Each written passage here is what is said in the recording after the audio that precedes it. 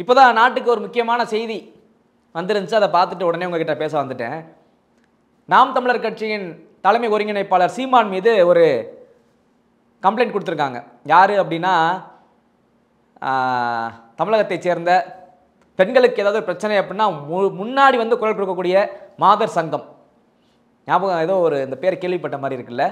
ஆமாம், ஒரு முறை சிம்பு ஒரு பாட்டு பாடினார்ல, அந்த பாட்டுக்கு அப்படியே கொதித்தெளிந்து பெண்களை வந்து இப்படி பேசிட்டாங்க இப்படி பண்ணிட்டாங்கன்னு கொதித்தெளிந்து அப்படியே வந்துச்சுல ஒரு அமைப்பு, அதுதான் மாதர் சங்கம்.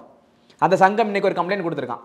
அதாவது சீமான் அவர்கள் எங்களை குறித்து, அதாவது பெண்களை குறித்து ஒரு தரம் கட்ட முறைகளே பேசியிருக்காரு, அவர் மீது நடவடிக்கை எடுக்கணும் அப்படின்னு சொல்லி ஒரு கம்ப்ளைண்ட்டு. ஏமா, இங்கே இப்போ ஆளுங்கட்சி பண்ணுறக்கூடிய அந்த அட்டகாசத்தை எதிர்த்து கேள்வி கேட்கக்கூடிய ஒரே மனுஷன் அந்த மனுஷன். அவர் மேலே ஒரு கம்ப்ளைண்ட்டை கொடுத்துட்டு என்ன பண்ணுறது? நீங்கள் எதுக்கு குரல் கொடுப்பீங்க? அவர் என்ன கேள்வி கேட்டார், இப்போ அவர் மேலே நீங்கள் கம்ப்ளைண்ட் கொடுத்துருக்கீங்க. சீமான் வந்து எங்களை அநாகரிகமாக பேசி விட்டார் அப்படின்னு என்ன உங்களை அநாகரிகமாக பேசினார் அவர்? ரிதன்யா அந்த பெண்ணுடைய அந்த குரல் பதிவு இன்றைய வரைக்கும் எல்லாருடைய மனதில் மிகப்பெரிய தாக்கத்தை ஏற்படுத்தியிருக்கு. அந்த பொண்ணுடைய அந்த அழுகுரல் உங்களுக்கு கேட்கலையோ? ஏன் அங்கே போயிட்டு இந்த கம்ப்ளைண்ட்லாம் அங்கே கொடுத்தீங்களா? இது மாதிரி அந்த பொண்ணை வந்து சித்திரவதை பண்ண அந்த நவீன்குமார், அந்த பொண்ணுடைய கணவன், அவன் குடும்பம், அதை எதிர்த்து ஏதாச்சும் நீங்கள் போய் கேள்வி கேட்டிங்களா? அங்கெல்லாம் போகலையே இந்த மாதர் சங்கம். அதைத்தானே சீமான் சுட்டி காட்டினாரு. சீமான் மேலே மட்டும் இந்த விஜயலட்சுமி வச்சு பேசணுன்னு ஒடியாந்தீங்களே வேகமா, பெண் உரிமை, பெண்ணுக்காக நாங்கள், சீமான் மீது நீங்களே வந்து வளர்க்க. இப்போ அவர் என்ன கேட்டார்? இந்த ரிதன்யாவுக்கு நீங்கள் என்னம்மா குரல் கொடுத்தீங்கன்னு தானே கேட்டார். சுருக்குன்னு இருச்ச உடனே உங்களுக்கு அவர் கேட்ட உடனே நல்ல கேள்வி தானே. ஏன் அவர் மட்டும் தான் நானும் கேட்குறேன். நீங்கள் என்ன பண்ணீங்க அந்த பொண்ணுக்காக, ரிதன்யாவுக்காக? என்ன கேஸ் கொடுத்தீங்க? என்ன போராட்டம் பண்ணீங்க? இப்போ வரைக்கும் அவங்க நல்லா ஒரு நல்ல முறையில் கவனிக்கப்படுறாங்களாம். அந்த பெண் இறந்தாங்கல்ல, அந்த அவங்களுடைய கணவருடைய குடும்பம், மாமியார் கைது பண்ணவே ரொம்ப நாள் ஆகிப்போச்சு. அங்கே எங்கே இழுத்து அடிச்சுட்டு இருந்தாங்க போட்டு. இந்த கேஸ் என்ன ஆகும்னு அந்த பெண்ணுடைய அப்பா கதறி அழுகிறாரு. நீங்கள் என்ன சப்போர்ட் பண்ணீங்க? மாதர் சங்கம் உங்களை பார்த்து கேட்குறேன். இன்னைக்கு சீமான் மீது கம்ப்ளைண்ட் கொடுத்தீங்கல்ல, நீங்கள் என்ன பண்ணீங்க இந்த பொண்ணுக்காக? தமிழ்நாட்டில் எல்லாருக்கும் தெரியும் அந்த பொண்ணுடைய அந்த கடைசி அந்த பேச்சு. நீங்கள் அந்த பேச்சை கேட்டிங்களா? நீங்கள் ஒரு போராட்டம் தான் பண்ணீங்களா? பெண்களுக்கு எதிராக அப்படி வந்து கொடுமைகள் நடக்குதுன்னு ஒன்று நான் டெய்லி நியூஸ் பார்க்குறேன். நீங்கள் ஒன்றுமே பண்ணி அப்படி ஒரு நியூஸே வரலையே. ஏன் ஆளுங்கட்சியை கண்டு பயமா? திமுக மிரட்டுதா? எதுக்கு அவர் மாதர் சங்கம்னு வச்சுருக்கீங்க? அதாவது சிம்பு எதுவும் பாட்டு பாடிட்டா போயிடுவீங்க. சிம்பு வீட்டுக்கு எதிராக நாங்கள் வந்து சிம்புவை எதிர்க்கிறோம், அவர் படம் நடிக்கக்கூடாது அப்படிலாம் சொல்லிட்டு கிளம்பிடுவீங்க. இங்கே அப்படி ஒருத்தர் பண்ணியிருக்கானே, அவர் பொண்ணு உயிர் போச்சு, அதுக்கு என்ன பண்ணீங்க? அதை தானே சீமான் கேட்குறாரு. சீமான் கேட்டதை கம்ப்ளைண்ட் கொடுக்க போயிட்டீங்க. பெருசா என்னமோ நீங்கள் என்னென்ன பண்ணியிருக்கீங்க சொல்லுங்க பாப்பா. இது வரைக்கும் மாதர் சங்கம் இப்படி ஒரு நாங்கள் ஒரு இதைக்கு வழக்கு கையில் எடுத்து நாங்கள் அந்த ஒரு பெண்களுக்கு நீதி வாங்கி கொடுத்துருக்கோம். ஏதாச்சும் ஒன்று சொல்லுங்கள் பார்ப்போம். ஒன்றே ஒன்று உங்ககிட்ட இருக்கா? மாதர் சங்கத்துலேருந்து ஒருத்தர் சொல்லுங்கள் பார்ப்போம். எனக்கு வரது இப்படி சங்கம் இருக்குது. ஒரு காலத்தில் ஒரு கவுண்ட் பண்ணி படம் ஒன்று ஞாபகம் இருக்குது. அதில் பேபிமா அப்படின்னு சொல்லிட்டு ஒரு மாதர் சங்கம் வச்சு நடத்துவாங்க எல்லாம். அந்த படம் தான் ஞாபகத்துக்கு வருது. அந்த கோமாளி கோஷ்டி மாதிரி தான் இங்கே இருந்துட்டு இருக்கு. என்ன பண்ணிட்டீங்க நீங்கள் பெண்களுக்காக? வருவீங்க ஒரு நாள் அப்படி பதாகையை பிடிப்பீங்க, போயிடுவீங்க.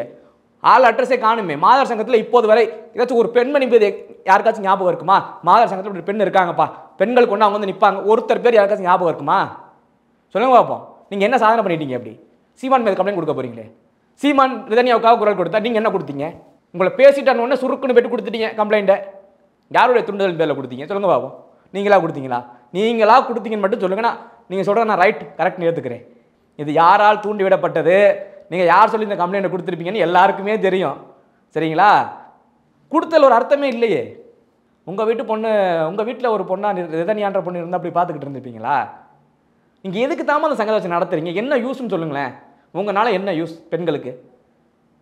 எத்தனை அண்ணா யூனிவர்சிட்டி நடந்தது, அதுக்கப்புறம் அண்ணா நகர் நடந்தது, அதுக்கப்புறம் தமிழகத்தின் ஏனைய மாவட்டங்களிலும் எத்தனையோ பலாத்காரங்கள், எத்தனையோ சிறு பிள்ளைகள், பள்ளி குழந்தைகள், பெண் பிள்ளைகள், இவ்வளவு நடந்துச்சு. நீங்கள் என்ன எதுக்காச்சும் ஒன்று, நான் டெய்லி நியூஸ் பேப்பர் படிக்கிறேன், டெய்லி நியூஸ் பார்க்குறேன், ஒரு செய்தி நீங்கள் இது வரைக்கும் ஆர்ப்பாட்டம் போராட்டம் பண்ணி நான் பார்த்ததே இல்லை. என்ன பண்ணியிருக்கீங்க இது வரைக்கும்? குறிப்பாக இந்த 4 ஆண்டு ஆட்சி காலத்தில் எக்கச்சக்கமாக நடந்திருக்கு. Lockup death. இந்த மாதர் சங்கம் பெண்களுக்கு மட்டும்தான் வருமா? ஆண்களுக்காலாம் வராதா? சொல்லுங்க பார்ப்போம். ஒரு மனசாட்சியோடு நடந்துக்கோங்க நீங்களும். சரிங்களா? மாதர் சங்கம்னா ஒரு மரியாதை வரணும். இந்த மாதிரி வந்து எது தேவையில்லாதுக்கெல்லாம் கிளம்பி போயிட்டீங்க இங்கேருந்து கம்ப்ளைண்ட் கொடுக்குறதுக்கு சீமான் மேலே. அதுக்கு எவ்வளோ செலவு பண்ணிட்டு போறீங்களோ நம்ம. அதுக்கு யாருக்காச்சும் நல்லது ஒரு பிஸ்கட் வாங்கி கொடுத்தா கூட உங்களை பாராட்டியிருப்பாங்க, இந்த செலவு பண்ணி இங்கேருந்து போய் கம்ப்ளைண்ட் கொடுத்ததுக்கு. சீமான் மீது நீங்கள் வந்து கம்ப்ளைண்ட் தனிப்பட்ட நபராக பார்க்காதீங்க. அவருக்கு பின்னால் 35 லட்சம் மக்கள் தமிழ்நாடு முழுக்க இருக்காங்க. மிகப்பெரிய ஒரு ஓட்டு சாம்ராஜ்யத்தை அவர் கொண்டிருக்காரு. முன்னாடி மாதிரி கிடையாது. நீங்கள் அந்த விஜயலட்சுமி மேட்டரை வச்சு அவருடைய இமேஜை டேமேஜ் பண்ண எத்தனையோ சதி திட்டங்கள் நடந்தது. அதெல்லாம் அவர் உடச்செறிஞ்சு வந்துட்டு இருக்காரு திரும்பனா. அவர் தனியாக வரல, அவருக்கு பின்னாடி 35 லட்சம் மக்கள் இருக்காங்க. இப்போ 35 லட்சமா இல்லை அது கூட போயிட்டான்னு தெரியல.